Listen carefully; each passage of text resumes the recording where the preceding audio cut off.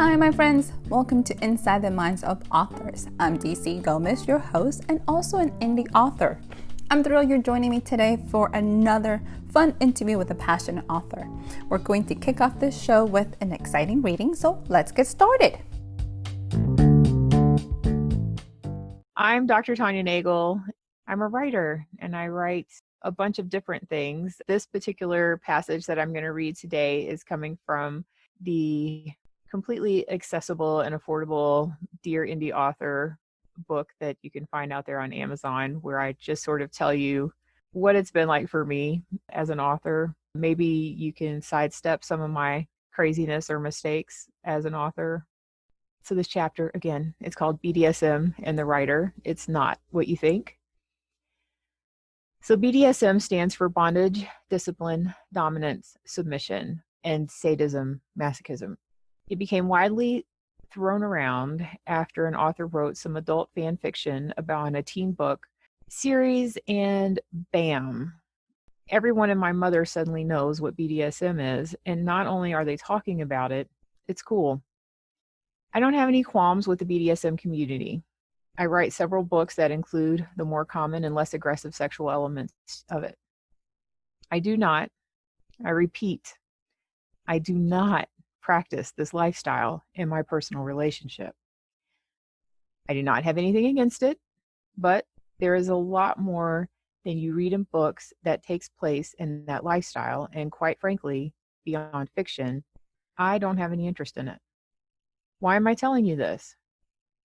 I don't want people to email me and ask, because out of everything in the book, this is the kind of stuff people get off track thinking about. What I can say about BDSM is that the terms can be applied beyond the lifestyle of clubs and bedrooms across the globe. As a writer, especially one seeking publication, you enter into this contract with yourself and the world that is pretty much filled with these elements, minus the sex. Being a writer takes discipline, and you are bound to whatever story is coursing through you at that time. If you are not bound or disciplined, all of it will go away. That is the punishment, the loss of your ideas and inspiration if you do not obey. Now, it may not be your fault. Your master, or in my case, muse, may come calling when you are driving 80 miles an hour down I-95, and you can't very well pull over and start writing without risking your life. Maybe it comes knocking right as you get the shampoo in your hair, or when you're waking up from sleep and trying your best to grasp the thoughts, or when you're falling asleep and can't believe you won't remember it in the morning, but you rarely do.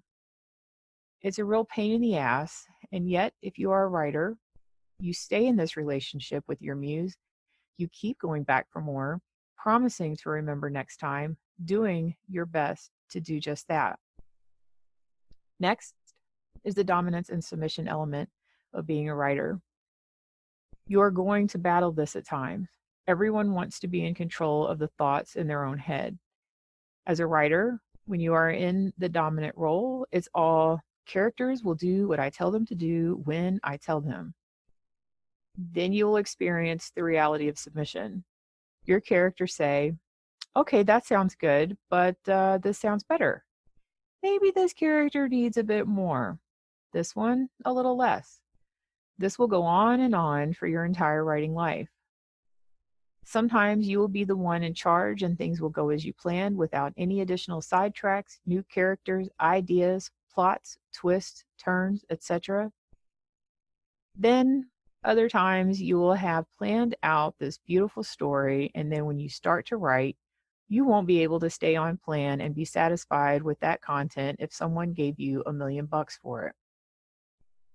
You could probably write it, but it would sit there looking at you from your bookshelf, calling out to you, saying you're a sellout, telling you it could have been better if only.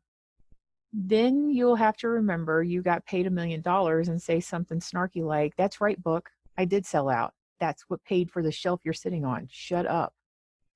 Note, yes, I do imagine you will be crazy in this scenario. I never imagined any author as 100% sane, ever. I mean, I'm not telling you to avoid $1 million book because your characters are fighting for the reins. Write that book. I'm just telling you this is what happens sometimes. You have control over the story one day, you don't the next. The Dom sub relationship between you and your muse or you and your characters is one you will have to constantly negotiate. Throughout that negotiation, you might find compromise between what you planned and what the story revealed itself to be. It's a strange process. You may not believe me. You might not have come across this yet. The writing process is an art, and each artist will process their craft as they learn it and fine tune it. Unless I am working on a story that is part of a themed anthology, a guest spot, or an actual article for a nonfiction outlet, I let my characters run the show. My books play out like movies in my head, and I just do my best to keep up. I could create a writing practice of putting in time every day, but sometimes that is not enough. Sometimes, if I don't stay longer, the words, the scene will escape me, change, shift the entire story on me. I try my best to start writing a story and go, go, go until it is done. I would love to be the person that can turn it on and off in a timed fashion. I am getting better at that, but it has taken me years of practice, over 14 and still counting, learning how to pause that movie reel and be able to pick up where it left off. If you are the Dom, always, my suggestion would be to explore life as a sub sometimes. If you are the sub in your writing life, sign on to a project that makes you stick to the plan now and then just to show yourself you can. Again, this type of DS situation applies only to your writing.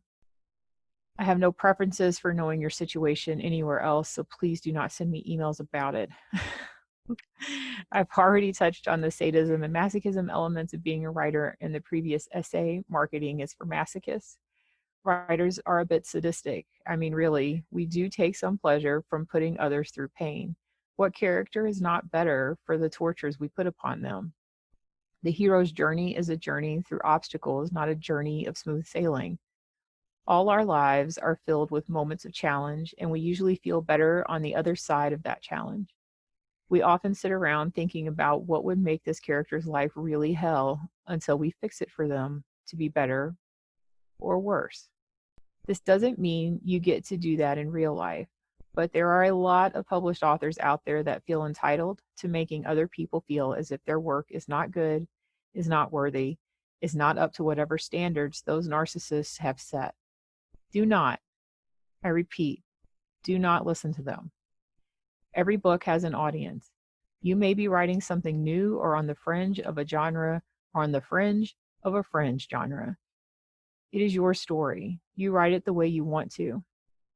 There are books out there published that are composed of text messages, books with pictures of animals with bubble captions that have misspelled words because animals can't spell. I don't know. I do know that some people were probably telling them that is not a thing, and now those things are all over the place, and those authors are making money off those books. You write your books. Don't let other authors be your critics unless they are the people you trust. People you trust should say things like, a 500-page chapter is a little out of the norm. Maybe break it into several. It will be actual advice to help you improve your writing. Don't be lured into the pit of despair by those authors who get off on making other authors feel small, and whatever you do, don't buy their books. If someone cannot support you, you have no reason to support them. Also, do not become one of those people. I would hope the person reading this book is the kind of person who has empathy for others, values the diversity of our world, and appreciates that not all art is created and consumed by the same people. We all have target markets, and nothing is meant for everyone. It doesn't have to be. If you don't like my language, the sarcasm, the approach to writing, that is okay. This is not the book for you. If you are this far into it, I'm pretty sure you are with me, getting some value from it, and not likely to be a dick to other writers just because you can.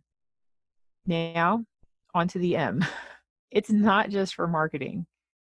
Your entire writing career will likely be filled with ups and downs, so the masochist in you will keep coming back because the pain is nothing compared to the pleasure. The aching wrists, the carpal tunnel syndrome, the dry eyes, new prescriptions every year, special screen prescriptions, the reminder that you must get up, stretch, and move about because you are trapped in front of a computer for this job. It is not glamorous, it is not practical, and it is not free of its pains. So, why do we do it? Well, we are on our own hero's journey. As much as you love torturing your characters so they can feel elated at their victories, the universe enjoys torturing artists so we can appreciate and value every book sold with joy in our hearts.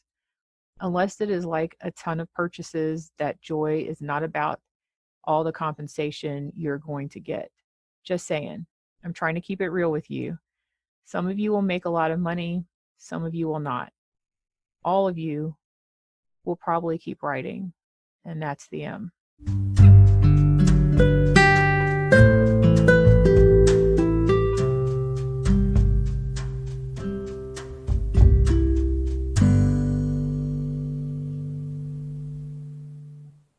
Hi, everyone. I have officially the amazing Miss Tonya, actually Dr. Tonya, with us, and welcome to another episode of Inside the Minds of Authors.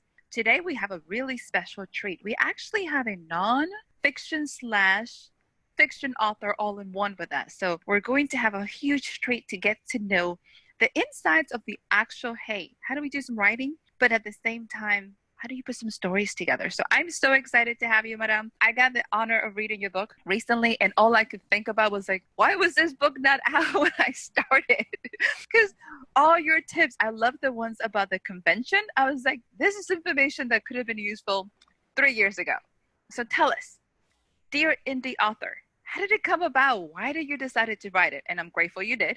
Okay, so Dear Indie Author came about as part of the Creative Writing with Dr. Nagle project. And that came about after we moved to the mountains in Western North Carolina. And I realized I was going to have to step up my writing game because I needed multiple sources of income. And to be able to work from home because we moved to the mountains in the winter and it was snowing. And at first I thought I'll just go get a job at the colleges. They're about an hour away. That's normally what I do is teach, which is why I didn't write this book before then, because I've always been in higher education teaching college students, and writing was my side hustle, the thing that I did to keep myself sane and to enjoy my life. And then suddenly we were up here. I had a little bit of transition for like a few months, just job hunting and everything. And then I started realizing, why haven't I paid as much attention to my author as I should have been? And then I was like, I wonder how many other people are neglecting that. And then I was like, well, you know what?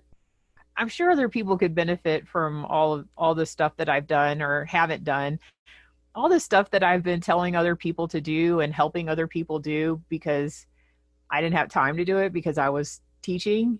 That's how it came about. Like I put it together because I have over 14 years in this industry and I've done a lot of different things in this industry. I just didn't put the kind of time and effort and energy into it that I probably should have been doing all along. I like when you started talking about the book that you had that transition where you were publishing a lot at the beginning. Then life happened and then you kind of slow down. I love the fact that you never stop. That to me is huge because so many times we have writers who do a lot of work, life happens, and then they're gone. Yeah. So how did you manage to stay with it when life happened? Jake Gyllenhaal. That is my muse. So he just always inspires me to write something. Like, you know, there'd be an article would come out, a movie would come out, some project would come out. And I think I need to write about that. Or they'd be like, ooh, there's a character. That'd be great if I did, you know, this, or if I did, you know, that. For my Hollywood Nights series, he's actually two people. There's the kind of like the Love and Other Drugs version of him, the first book in that series, and that character there, Jonas. And then there was this magazine spread that he did that was it was all done in black and white. It was extremely kind of like dark. And I've made that his older brother, Jet. I don't know, like I see him, things come to me. It's an amazing muse, by the way. I think my muse is a little fickle and doesn't have a name and tends to disappear. So the fact that your muse is a person that Yeah. is actually very busy in the world of acting and filmmaking is beautiful. I love it. Yeah. If he retires, it's going to be problematic over here. What are we going to do? Like, I'm like, are you going to get married and have some kids? Like, come on, man. Like, there are other stories that I could be writing. We need other depth into your life. You need to continue to move on. No pressure. Somehow we need to give him a note. It's like, are you getting engaged sometime soon? Because we need to move the books in that direction. Yeah, I give him plenty of families. And well, I mean, and they're never him, but they're always like sparked by something. He's just a pretty amazing dude out there in the world and steals ideas. Other ways that I, get ideas is like I'll stumble across something, I'll overhear something, and then I go with it. But the reason I haven't stopped writing is because I'm a writer. I can't stop writing. It's unpleasant for other people around me if I stop writing. I am so glad you said that because I tried to explain this to somebody. I think Elizabeth Gilbert has the best quote in her book, Big Magic. And she says, we either put it in the page or it's going to be in our lives, but drama is going to follow us. Yeah. So it took a while for me to make that connection as a writer of what that meant. And most people can tell when I haven't done anything in a while because I'm kind of a little bit short and a little bit snippy. And they're going, are you okay? And it takes me a while to realize, why do I want to hurt you all? Right. Yeah, no, it is. I mean, and there are plenty of times, especially through military moves, that's difficult to work, to write, to do school, like whatever, it is like that's going on, job hunting, what the transition from one state to the next and everything. And then, writing would kind of fall by the wayside until my husband would be like, you haven't really taken any time to be writing. I think maybe you should go do something for a couple hours. He knows the signs. I'm pretty level, but if I get mad, it's over the top mad. So like by the time you get me angry, when I get to the point of being angry, it's not good. It's not good. You have hit those peaks. You're officially oversaturated. Mm-hmm. Yeah. So you have fiction and now you're doing nonfiction. Yeah. How do you decide to switch back and forth between the two? So like the fiction is just like the place I go to play. Like it's where I have, the most fun. The nonfiction is Dr. Nagle. And while you may think that I don't cuss in classrooms or whatever, you've obviously never been in my English class aboard a military base. And I don't drop like F-bombs every day, but I'm real. I'm very real with, with my students and, and they'll say like, this is tough, this is whatever. And I'm like, yeah, sometimes writing sucks, man. Like, I don't know what to tell you. This is part of it, part of overcoming that. And so I figured that I have enough students that have, that have just kept in contact with me throughout the years and throughout the states and everything, that like being real with them, being honest with them, not giving them just an academic answer or you're going to have to just keep working harder and that kind of stuff. Like, but really like sitting down and figuring out what is the part that you're struggling with. Here are the things. No, this isn't going to be pleasant. No, this isn't going to be easy, but yes, you can still do it. I kind of just felt like probably everyone else out there that's starting to write could use that as well. Because I think that a lot of authors, when they're first starting out, there's either two levels of it. You either start out naively where you think, I'm going to write this book and it's going to be a bestseller because it's awesome. No one else has even read it or edited it at this point. Why is it Hollywood Studios right here at my door knocking on it? Because I've got this book written. Then there's the other one who is like, I can't get past the first chapter because I'm so afraid of writing this book and what's going to happen with it and, what won't happen with it or what people are thinking about it. And nobody's seen it. It hasn't been edited. These are two people and sitting in front of a computer and they're both of they're like politicians. They're all the way left or all the way right. And most of us need to live in the middle somewhere, just like politics. There's no party for that. So I'm like the middle party for writers, I guess. I love it. And that is so accurate because I think we go through extremes. I think even as we write, we go through those stages. I'm like, this is amazing. And then you're going, oh, this is going to be horrible. So having somebody that can guide you through that process and bring you to the middle. Yeah. and be honest. I think sometimes we either have people that are going to sugarcoat everything and not tell you the truth, or you have the people, like you said, you have those other authors who are just so brutal that by the time they're done, you're like, I don't think I want to write ever again. Like, this is Yeah. not working out. Yeah. Have you met some of these people, and how do you Oh, overcome some of these people? absolutely. I've met those people on both ends, just throughout life as a writer, throughout a career as, you know, as a fiction writer and in academic. I've met those people, both of those people, throughout. But I will say that I think a lot of my resilience to those things comes from the fact that I grew up with nothing, bounced around kind of things. And then 2 weeks after I graduated high school, I went into the Marine Corps. After that, like, nobody's going to tell me what I can and can't do. That has a whole different change of perspective. Yeah. I mean, it's like after you've been through recruit training, it's kind of like, no, I'm going to be a writer. I'm going to be a writer. That's what I'm going to do. I will find a way or I will make a way. And that's so that's where I am, and that's kind of where I encourage other people to be too. Like, you don't need permission to be creative. You don't need someone else telling you garbage just to put you down. I mean, everyone's book needs work. Every book needs editing. I've already found errors in the book that's out there, and even if it is edited, I'm still going to find something, because you can always change something. You can always reword it. You can always do this. And if people out there are thinking like, oh no, there's some things you just can't do that to, well, why do we have so many different versions of biblical texts? You know, That's a good point. some of the oldest writing we have known to man, and we keep trying to relanguage it. So rewrite a bunch of things, and you can always do that. And that's, I think I had someone the other day that sent me a message, and she had like this example of the sentence, and she was trying to figure out which tense to use. And so I explained to her which tense it was and why. I said, or you can just change the sentence and say this. And she was like, why did I think of that? Because we will get ourselves so worked up about the tense. It's like, just write something else. You have some practical advice, and you have some really common sense things that sometimes I'm like, why didn't somebody tell me that? Like, why didn't somebody actually help me to see this? You talked about conventions, and I know I haven't had many people to talk about conventions on the show. You talked about how long it takes to prep. I am probably an extremist and last minute for some things, so I don't think I ever have truly prepped for a convention. How do you prep? Tell us about that. I procrastinate prep.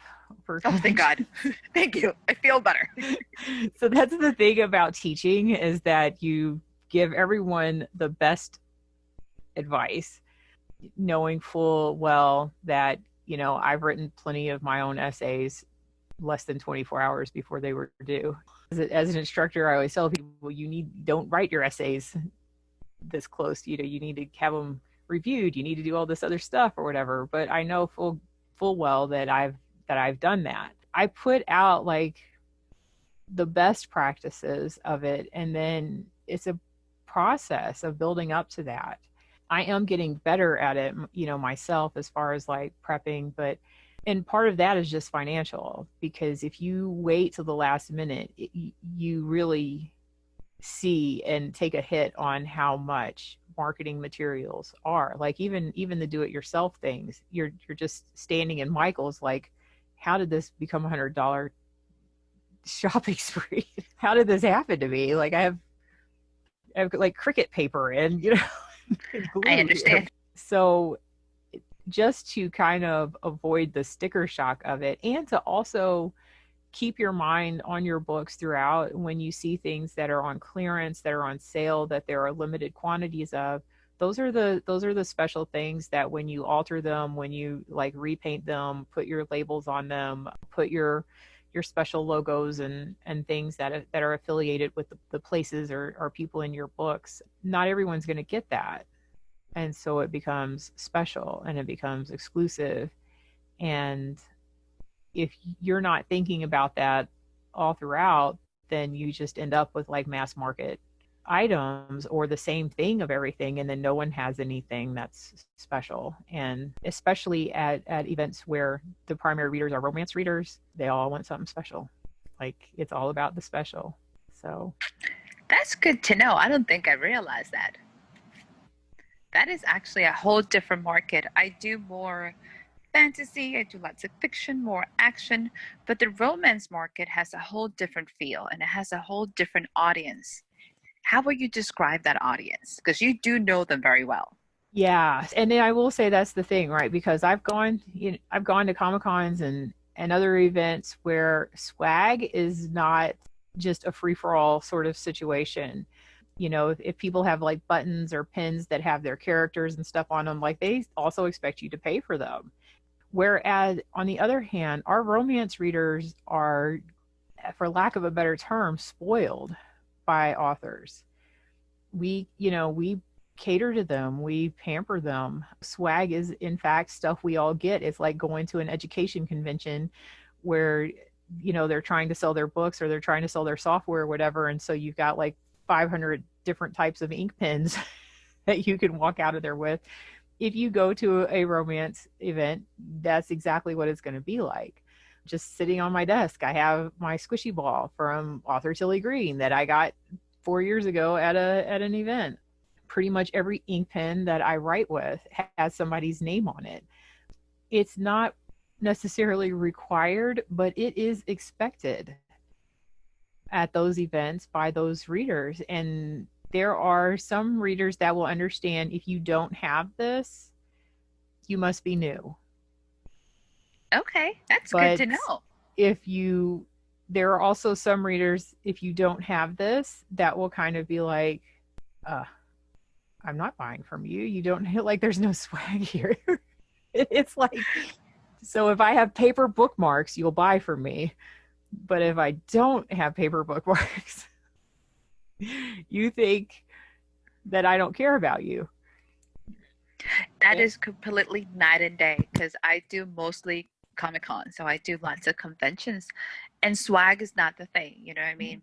If you actually give somebody something for free, they're like, I don't have to pay. Are you sure? What's the catch? And you're like, nothing. There's no catch. Just take the button. Just be okay with this. So it is a night and day in terms of those demographics and what we're looking for.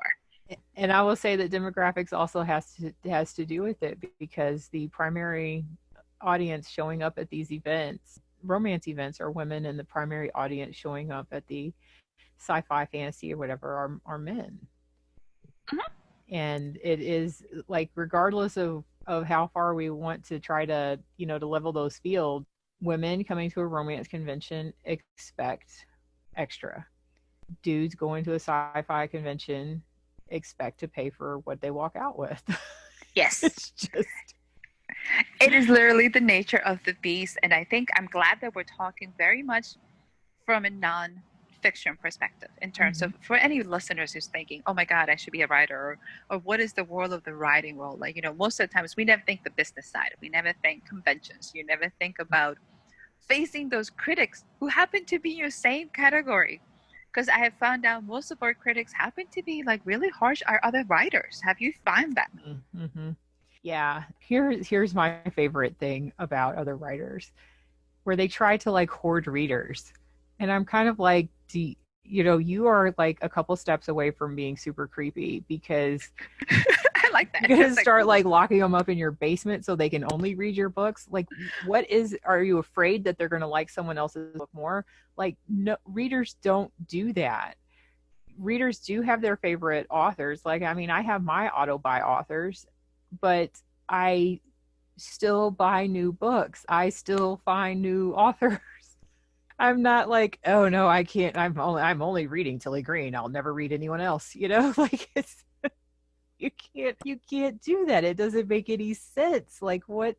But there are authors out there that feel like they won't support someone else's book, like they won't repost that in there because they don't want to lose their readers. And I'm like, are they just all going to fall out of your Facebook friend, spot because you promoted someone else's book and now they love them more? No, like it's bananas. But there is that fear of losing your readership so deep in so many fiction writers that they don't want to share it, and they get very nitpicky and critical of other people in their genres. Generally, just, I mean, like everything else where people are being irrational, it's fear based.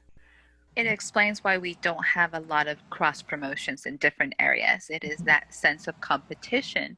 Yeah. And I usually kind of joke about it. Yes, we're technically competing because we are selling something, but most readers are reading between 50 to 100 plus books. There's not a single writer that's ever going to be able to keep up with that demand. Right. The average romance reader back, I mean, like, I think it was like maybe like 10 years ago, I think Walden Books did like a survey or something like that. And it was like the average romance reader consumes between 3 and 5 paperbacks a week. And that was before like the internet and ebooks. So the average person 10 years ago reading romance was consuming between 3 to 5, $4.99 to $7.99 paperbacks a week. Unless you're putting out 3 to 5 books a week, every week for 12 months, you can't keep up with that reader. She's going to read someone else. A whole bunch of somebody else's. A whole bunch of somebody else's. And you need them to read a whole bunch of somebody else's. And I think that that's when I find like authors that do like joint blogs or like cross promotions and things with their friends, like it's, to me, I think that like that's even better because you are offering them something. You are guiding them someplace to read while you're writing, you know, like here, DC has a book coming out next week. You're going to see a book from me till 2 months from now. Here's something to look forward to. Here's while I something come back that to you you. can look at while I'm writing. Read this, and then if we were smarter about it, we would be more generous, more open to supporting each other and cross promoting and things like that. But I think people are so afraid of losing their audience. The only way you're going to lose your audience is that they don't like what you're writing. As long as they like what you're writing, they're going to pick it up. I honestly have had people who have purchased my work. They couldn't tell you what I write if you put a cue card in front of them because they support me. And yeah. I love those people too. You never know when you're getting one of those people out there either. There are people that just think like, you know, I like you, so I'm gonna buy this book from you. I'm gonna support you. I might never read the book, but I may still never like read the book. And sometimes, like when some of those people are like related to me, I'm okay with that. You know, my adopted mom, when first book that I had published that was in print was Tequila Makes Her Clothes Fall Off. My adopted mom bought like a ton of them and just handed them out. And I was like, Ma, I think you need to, maybe you should take a look through before you just start passing that out to people. You might want to make sure the genre matches the people you're passing it out. I was like, oh my goodness gracious. My husband's Nana, she bought it and she called me and she said, I read that book you wrote. And I was like, oh my God. Okay. And she said, when is the next one coming out? And I said, I'm working on it. And I was like, did you like the book? Because it is highly explicit content in there. And she said, oh, honey, just because no one's playing at the park anymore doesn't mean you don't get up on the base. And I was like, holy smokes. Okay.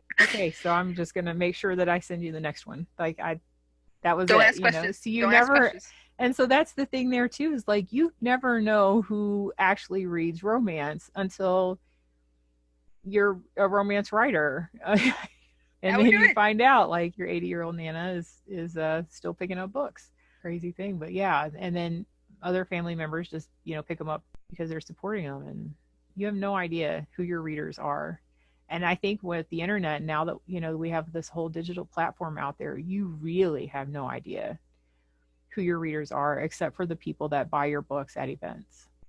So if you get consistent with an event, which is another thing that a lot of authors do, like they'll go to different events and not go back to the same event. And I can understand that if that event like just doesn't work for you, like it's a complete, your whole vibe is just boom, no, these are not my people kind of thing, then yeah, you don't want to go back there. But if it's because you didn't sell as many books. So if it's an annual event, readers kind of start to get to know people. It might take a couple years to get to know them. So when I did my doctorate, that was 3 years that I didn't put a book out because I could only focus on my dissertation and work and military moves. And that's a lot. Let's be honest about that. Yes. That alone is a lot. Yeah, it took all my hair color with it. It was just a beast of a time. The exchange just kind of like fell away. So the first time I went to an event, it was, I think it may have been like the first Literary Love Savannah in Georgia. I sold one book and it was an old book. Like that was it. To me, I left thinking like, yes, somebody bought a book. Nobody remembers me. Like nobody knows who I am anymore. But the reader that got the book knew me from many, many years ago from Authors After Dark. And she was like, oh, hey, I remember you. Like, you do? I love the fact that you're focusing on the positive, because so many people would have been like, I didn't sell anything. I like that attitude. It's like, I sold one. Listen, this is huge. Somebody remembers me. I walk into everything. If I sell one book, I've won, because that is it. Like everything above one book is awesome to me, because you have no idea what's coming. And it's taken many years of moving from like one book to being someone that, people will pre-order from, to pick things up. But I also had to be consistent with like putting things out and letting them know that, yeah, I'm back, I'm writing, and you can trust that again, because that's it right there. Is when you stop writing, your readers lose trust that you're going to keep writing. And for me, unfortunately, I had stopped 3 books into a 4-book series. So it took me 3 years to finish that book, because I could only work on it sometimes a paragraph here, a chapter there.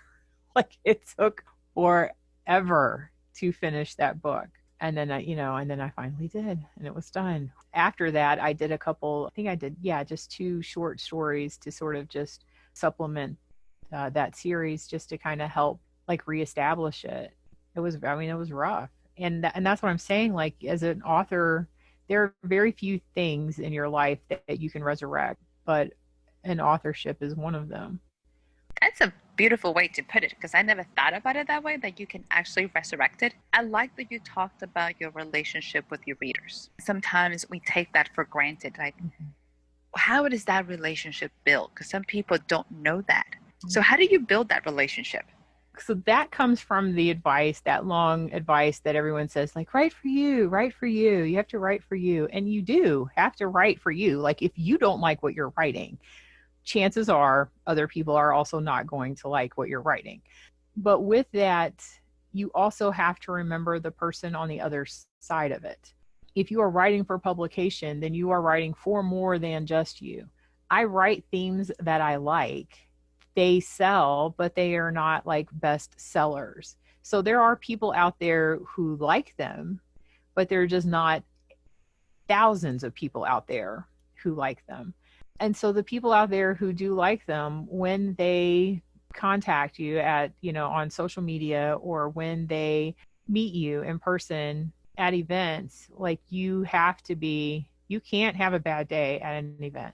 Like you're not you at an event. I'm mostly me in a classroom, but mostly me in a classroom means that my students would get away with saying more in a classroom than an average person would get away with saying in front of me. Because in a classroom, I feel like I'm probably going to ask questions and dialogue you through to understanding that what you're saying is, inappropriate or is insensitive or, is whatever. But in a regular setting, I'm just going to say like, quit being a dick, You're not going to invest the time to educate them. Right. Like here's your education. I don't like what you're saying right now. Find someplace else to be. That would be me in real life, real time. So you get a version of that. You get a more calm approach. Let's come around to it. If you can't come around to it, I'm going to ask you to leave nicely and politely and without curse words. And when you are an author, you are a performer at an event, and in your social media, you are your entertainment. That is your job. You have to put on your author persona when you go to these things. So if you want to be known as a jerk, then knock yourself out. Go be a jerk to everyone. If you want to be known as stuck up, then dress in every label you can find and go sit at a table and act like you're better than everyone else. It's not going to be a good strategy, but it's a strategy. Like, I've seen authors that have walked in thinking that they are better than every single author there, and they would sit at their table and cast judgment looking around. By the end, maybe it's sold to some of their readers. Maybe if it's an event where you've actually had to spend time with your readers and they decided like they didn't want to come down to the meals and they didn't want to hang out on the tours or they didn't want to do any of those silly games. Well, guess what? If you don't want to hang out with them, you don't want to spend time with them, they don't want to spend their money on you. I mean, I've known authors who have been flabbergasted by their lack of sales at events because they're bestsellers, they're New York Times bestselling authors, and then they will have no one at their table. And then like indie author number 3 is running out of books. But indie author number 3 played Cards Against Humanity with the readers the night before. Indie author number 3 went on the walking tour. Indie author number 3 grabbed burgers on the free night that you can go out and get meals. It's like everything else in life. People are going to invest in you when you invest in them. And if you don't invest in them, when that's the whole purpose of what they've paid to come there to do, they're not going to invest in you. And it's a little bit different at signings when it's just a signing because people are just kind of coming through. But you have to find some way in that brief moment of contact to acknowledge them, to say, you know, thank you for making this purchase. Especially in bigger venues, you've got 100 to 1,000 other people that they could be spending their $4 to $40 on. That is such an amazing piece of advice that I think sometimes we don't listen to or we don't hear enough. It is mutual relationship. It is an investment in both parts. Sometimes we think, well, I have a book and this book is great and people are just going to love it. People don't know who you are. Yeah, they'll take some theater classes, take some acting classes, because when you go out there, you're not Beyonce, you're Sasha Fierce. Thank you. Yeah, that is perfect. Like Beyonce is like Beyonce. And even she has widely put out, like, on stage, it's an act. This is not the person who's sitting on the couch watching Netflix. This is, this is the performance. This is what you paid to see. And I think we all have to tap into that inner actor. Like, I can be introverted, but this is a radio show. I have to talk. I can't just sit there and smile. We have to do a little just more sit than here, that. you know, and wave at you from the other side, like, DC, why don't you carry the conversation? Like, and it is tough. It is, nothing is easy though. If it were easy, then everyone could do it. And if it were easy, you wouldn't feel the same sense of accomplishment. So do you have a book that has inspired you, whether it is fiction or whether it's nonfiction? Do you have either a book or an author that has inspired you? I will say that The Catcher in the Rye by J.D. Salinger was one of the books that changed my life. As a teenager, as a girl reading that, I think I started to understand a whole lot more, like, about myself and just about relationships and about how other people thought. And I could have just been reading way too deep into that and projecting so much. But and then as I got older, you know, I would definitely say that, like, Wuthering Heights and Pride and Prejudice, those kinds of books, as I started getting deeper into the literature aspect of things. But, you know, Edgar Allan Poe is like one of my favorites because he's just tortured. There's just something appealing about brooding alpha males that have lots of issues. He does have lots of issues. That's a good way of putting it. I don't know what that is, but they're my favorites. That's why I get along with all those Marines, right? Actually, that explains a lot of it. It explains so much. You know, as I've moved into writing, other authors, other romance authors that are out there, like, I'm always finding someone that's writing that. Other fiction authors that I come across at different events that, you know, are going to, you know, bring something new or different. That's usually where I find them, because I generally only go to events that have romance because that's primarily what I write. But occasionally you will get some other people there that have different types of books. And so I'm like, okay, yes, I'm going to pick that up too.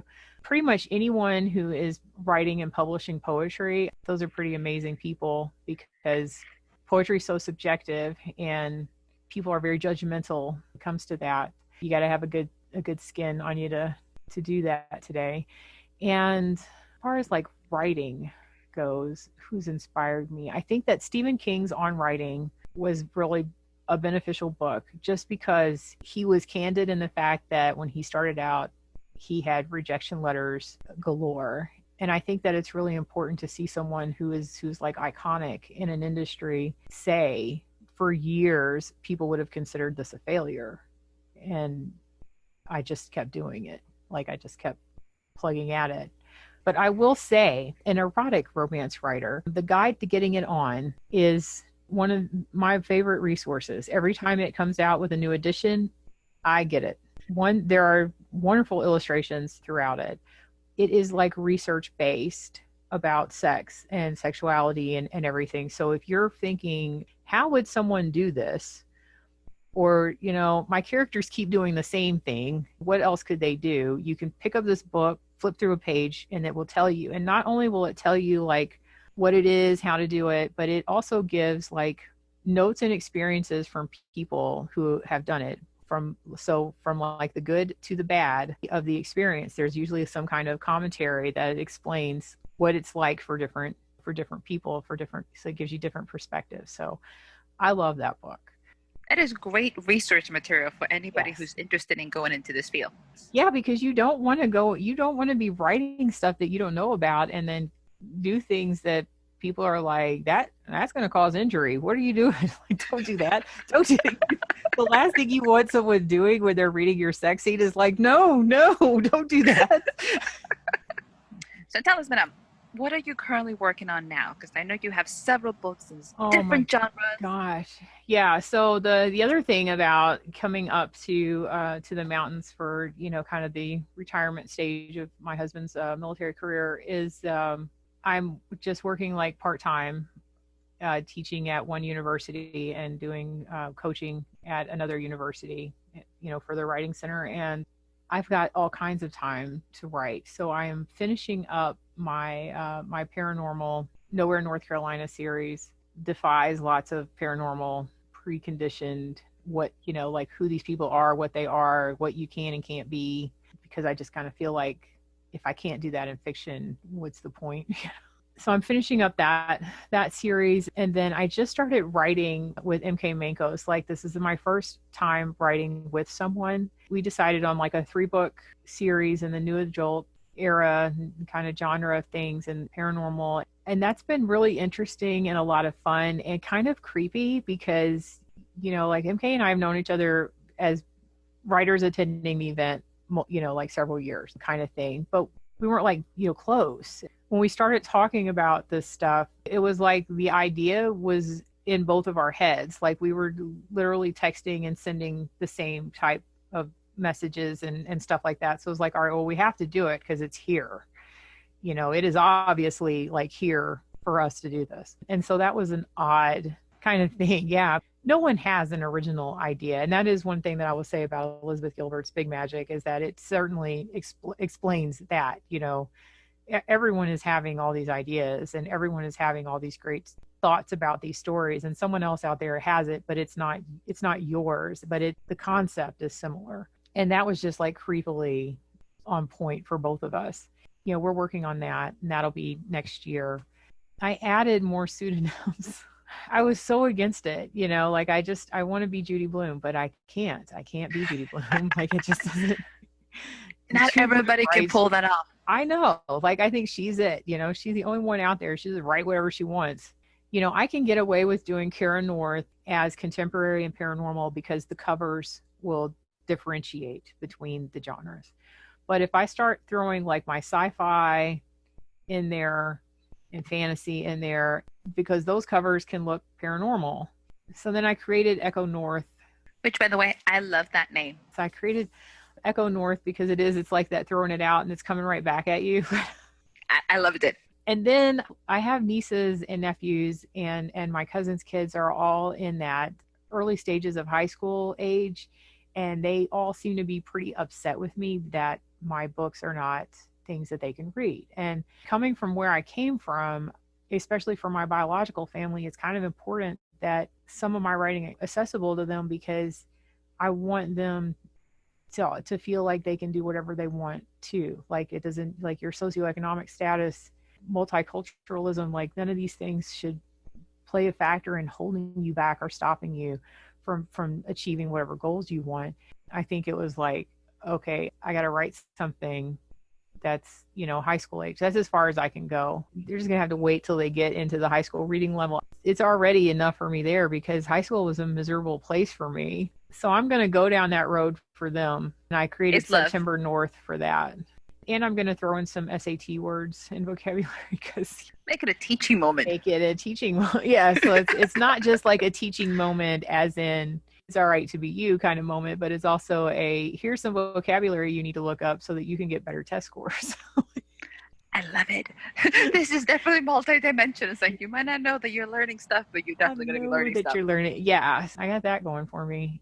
And the other thing is like there is a Tonya Nagle out there that writes, I think in like the young adult or new adult kind of genre. And I was just like, I'm not going to throw PhD on my young adult book just so I can differentiate. That doesn't make any sense. And no one out there in high school gives a blip about those letters.